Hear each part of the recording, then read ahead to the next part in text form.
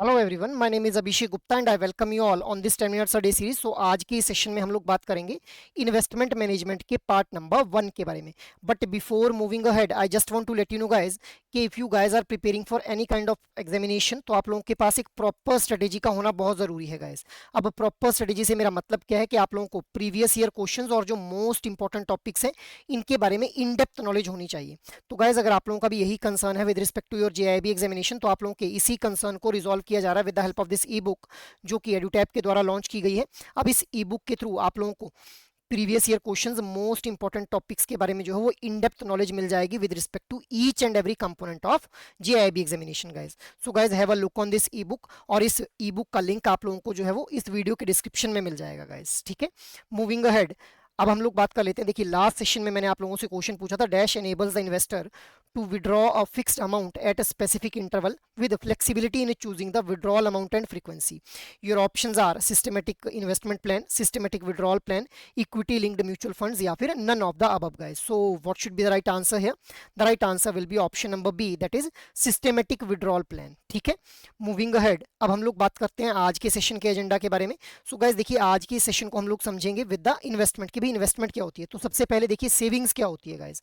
अब सेविंग्स क्या है, जो आप लोगों ने इनकम अर्न की उसमें से जब आप लोगों ने खर्चा किया जब उसको निकाल देंगे तो हमारे पास जो अमाउंट बच जाएगा उसको बोलेंगे हमारी सेविंग्स है। ठीक है, अब इन्वेस्टमेंट क्या है, giving up immediate possession of the savings with the expectation of receiving a larger sum in the future. So ये जो सेविंग्स हमारे पास जो ये इनकम में से जो एक्सपेंडिचर हम लोगों ने निकाल के जो हमारे पास पैसा बचा, इस पैसे का इमीडिएट पोजेशन हम लोग जो है वो जब गिव अप कर देंगे इस एक्सपेक्टेशन के साथ कि भाई फ्यूचर में हम लोगों को ज्यादा इनकम जो है वो रिसीव होगी, ज्यादा पैसा मिले आएगा। अगर हम लोग 100 रुपए हमारे पास जो सेविंग्स है अगर उसको हम लोग जो है वो अभी इसकी पोजीशन गिव अप कर देते हैं तो फ्यूचर में 100 रुपए के बदले में हम लोगों को 500 रुपए मिलेंगे। ठीक है, तो ये है फ्यूचर में large some of money is expected, इसी को क्या बोल रहे हैं, इन्वेस्टमेंट बोल रहे हैं गाइज। अब कौन इन्वेस्ट कर सकते हैं, तो इंडिविजुअल्स के द्वारा इन्वेस्टमेंट की जा सकती है, कॉर्पोरेट एंटिटीज के द्वारा, बैंक्स और फाइनेंशियल इंस्टीट्यूशंस के द्वारा, एनजीओ के द्वारा और गवर्नमेंट के द्वारा जो है इन्वेस्ट किया जाता है of their surplus money guys. तो देयर जो ये हमारे कॉर्पोरेट बॉडीज, बैंक्स हैं, एनजीओज हैं, गवर्नमेंट्स हैं, इनके द्वारा अपने सरप्लस फंड को जो है वो इन्वेस्ट किया जाता है। जो इनका सेव्ड जो इनकम और एक्सपेंडिचर के बाद इनके पास पैसा बचता है उसकी इन्वेस्टमेंट की जाती है गाइस। ठीक है, मूविंग अहेड अब हम लोग बात कर लेते हैं एलिमेंट्स ऑफ इन्वेस्टमेंट के बारे में गाइस। सो देखिए एलिमेंट्स ऑफ इन्वेस्टमेंट में सबसे पहला एलिमेंट जो है वो है रिटर्न।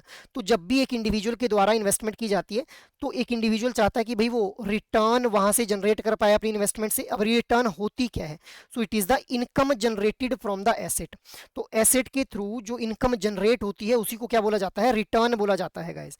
अब ये हो सकती है in the form of interest, ठीक है, रेंट या फिर डिविडेंड। इंटरेस्ट कैसे, जैसे मान लो आप लोगों ने जो था वो सेविंग्स अकाउंट के अंदर जो था इन्वेस्टमेंट की, आप लोगों ने जो था फिक्स डिपॉजिट में इन्वेस्टमेंट की हुई थी। तो फिक्स डिपॉजिट में इन्वेस्टमेंट करने के बाद आप लोगों को कुछ इंटरेस्ट की फॉर्म में इनकम आई तो इसको बोला जाता है इंटरेस्ट। रेंट कैसे, जैसे मान लो आप लोगों ने किसी एक हाउस प्रॉपर्टी को अपनी रेंट के ऊपर दे रखा था, तो वहां से जो रेंट आ रहा है, वहां पे टेनेंट रह रहे थे, जो रेंट आ रहा है that is a income for you and that income is return. मतलब आप लोगों ने उस घर को बनाने के लिए कुछ खर्चा किया होगा तो उसके ऊपर वो रिटर्न आ रही है। Next is dividend. अब डिविडेंड क्या है, जब भी आप लोगों के द्वारा जो इन्वेस्टमेंट किया जाता है फाइनेंशियल मार्केट के अंदर या फिर जो प्रॉफिट होता है किसी एक इंडिविजुअल को, अगर एक पार्टनरशिप में कोई फॉर्म रन की जा रही है तो जो प्रॉफिट का जो शेयर है जब वो दिया जाता है तो उसको बोला जाता है डिविडेंड गाइस। तो मतलब वो इनकम हो रही है एक इंडिविजुअल को तो उसको बोलेंगे हम लोग return.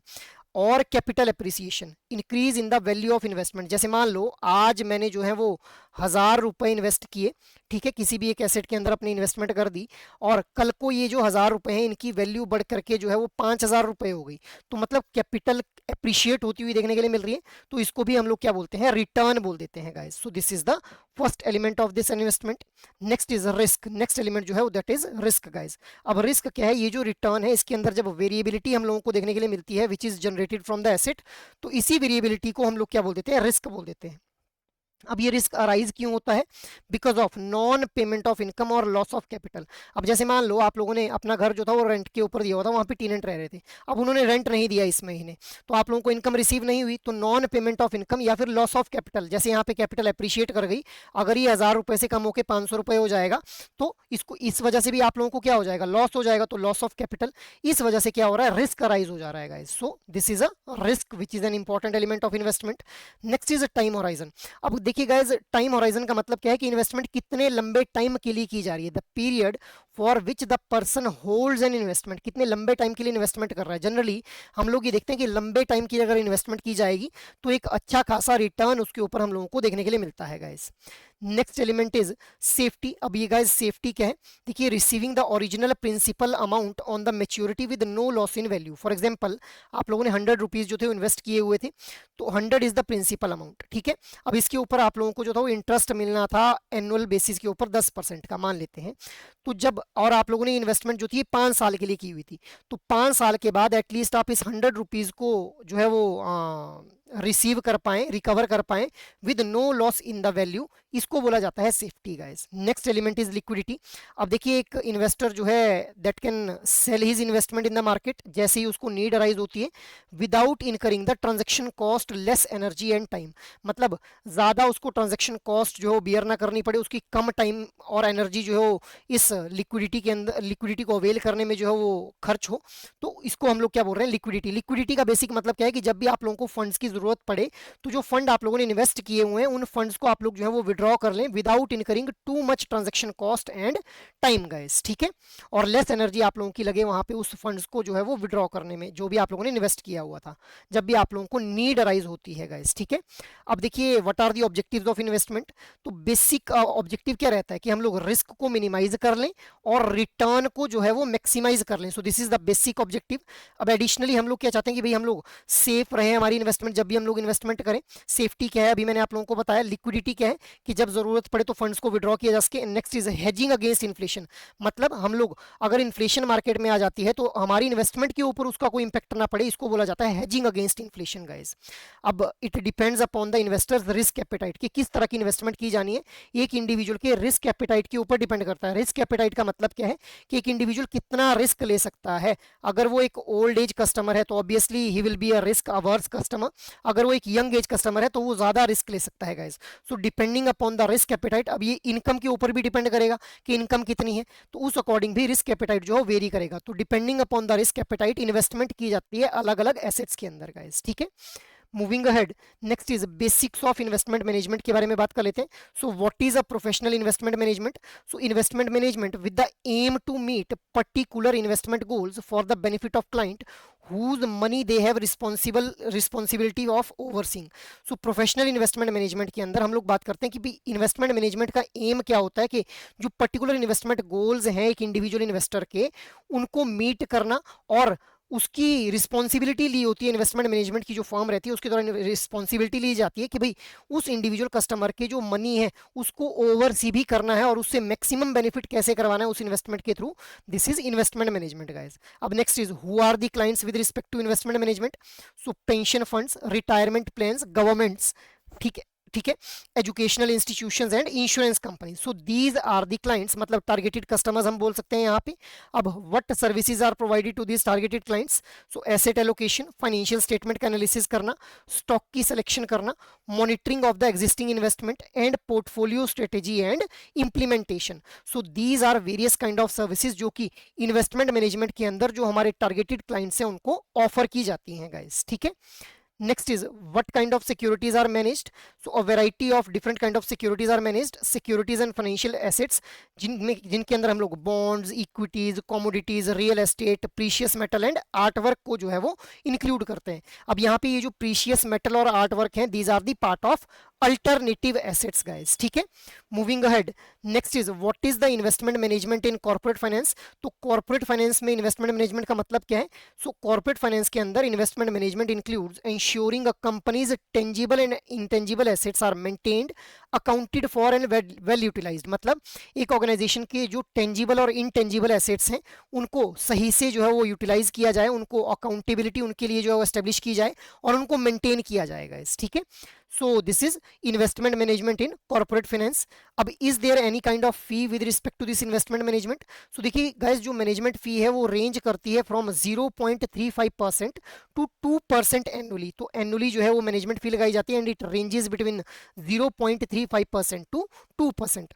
On a sliding scale हम लोग देख पाते हैं कि जितने ज्यादा एक इंडिविजुअल क्लाइंट के पास एसेट्स हैं उतने ज्यादा वो नेगोशिएट कर सकता है फॉर द लोअर मैनेजमेंट की, कि भाई इतने मैं आप लोगों के साथ, आप लोग जो है वो मेरे बहुत ज्यादा एसेट्स को मैनेज कर रहे हैं, I am having a huge number of assets, so you just allow me to give the lower management fee. तो इस तरह से जितने ज्यादा एसेट्स एक क्लाइंट के पास होंगे उतना बेटर वो नेगोशिएट कर पाएगा गाइस, ठीक है। अब अगर हम लोग समराइज करें तो देखिए, investment management refers to handling of financial assets and other investments by professionals for clients. Clients कौन हुए? इंडिविजुअल क्लाइंट्स भी हो सकते हैं और इंस्टीट्यूशनल क्लाइंट्स भी हो सकते हैं, फॉर अ प्री डिटरमाइंड फी। ये चीज आप लोगों ने ध्यान में रखनी है भाई, कि इन्वेस्टमेंट मैनेजमेंट के केस में हम लोगों को जो है वो प्री डिटरमाइंड फी देखने के लिए मिलती है, मतलब पहले डिटरमाइन कर लिया जाता है कि इस इन्वेस्टमेंट के बदले में कितनी फी जो है वो ली जाएगी by the investment management firm guys, ठीक है। So I hope this investment is basic investment management के बारे में जो है आप लोगों को क्लैरिटी है। Now try to answer this question guys. Dash portfolio reduces the risk? Diversified portfolio, concentrated portfolio, sector specific portfolio, या फिर none of the above guys.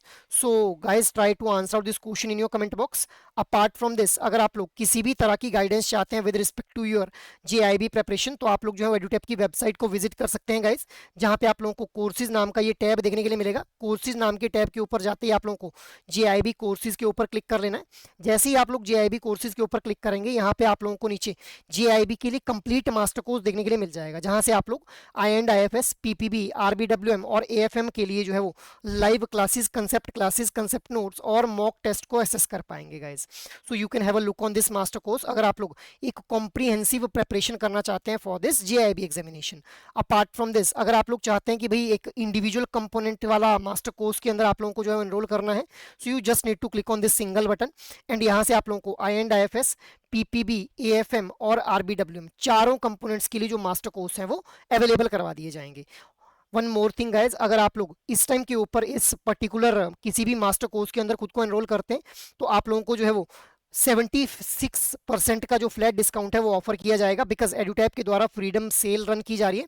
And यहाँ पे आप लोग किसी भी मास्टर कोर्स में अगर एनरोल करते हैं तो you will be getting a flat 76% discount guys. अब इसके लिए आप लोगों को इंडिया 76 नाम का ये कोड यूज करना है गाइज।